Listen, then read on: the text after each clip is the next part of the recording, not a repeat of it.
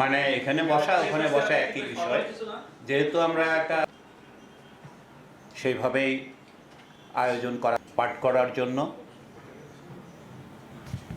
বন্ধুদের মধ্যে থেকে এবার এখানে এসে দুটি কথা বলার জন্য একই বিষয়ে কাজ করছে, এই জন্য দ্বিতীয়বার হায়দার হতো, গান হতো, সাহিত্য চর্চা হতো। আলপনা হতো না নাটোরে। এখানে মাসলাম লিটন আছে, আরও সবাই আছে।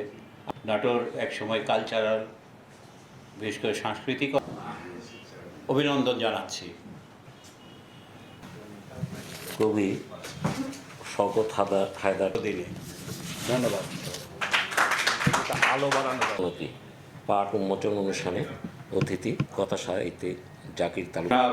গোলাম মোস্তফা বিশিষ্ট সাংবাদিক, ওনাকে দুটি এখন আমাদের পাঠ হচ্ছে এর মধ্যে দিয়ে গ্রন্থগুলোর মরকর্মলিত হচ্ছে আমাদের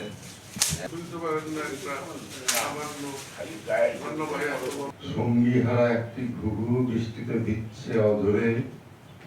দিন রজনী শেষে দীর্ঘদগ্ধ দিনে তার এই অগ্রযাত্রার স্বাগত জানাই।